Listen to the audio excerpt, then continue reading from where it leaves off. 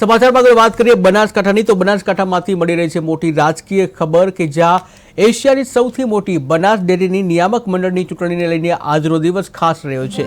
કારણ કે આજે જે ફોર્મ ભરવાનો અંતિમ દિવસ અને તેમાં રાજકીય તાપમાન વધી રહ્યું છે। ચોંકાવનારી વાત એ છે કે અહીં ભાજપ સામે ભાજપની જ પેનલ ટકરાશે એવી સ્થિતિ સર્જાઈ છે। એક તરફ બનાસ ડેરીના ચેરમેન શંકર ચૌધરીની પેનલ છે ત્યારે બીજી તરફ પૂર્વ કેન્દ્રીય મંત્રી હરિભાઈ ચૌધરી અને અણદાભાઈ પટેલ જેવા દિગ્ગજ શખ્સિયતો મેદાનમાં ઉતર્યા છે।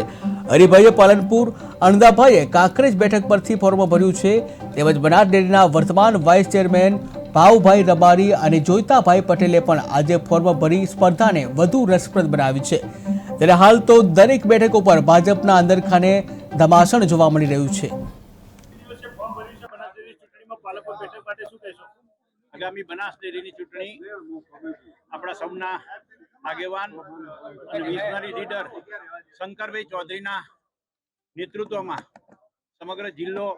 ત્યારે બિનહરીફ થવા જઈ રહ્યો છે ત્યારે પાર્ટીએ મને પણ સૂચના આપી અને અહીંયા ફોર્મ ભરાયું છે પાલનપુર વિભાગમાં।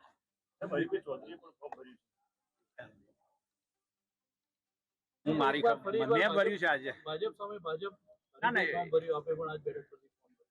એવું ના હોય મને પાર્ટીની સૂચના મળી છે ને મેં ફોર્મ ઓકે રોલ પ્રથમ મેં તો મારા તાલુકાને ખૂબ ખૂબ આભાર અને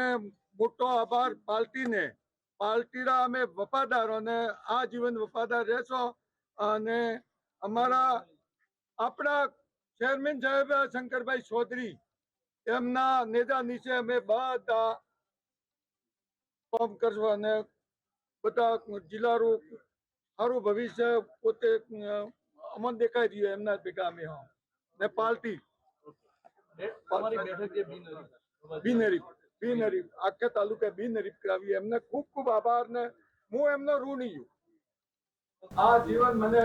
33 ટીમ બિનહરીફ કરાવ્યો એ તાલુકાના 18 આલમ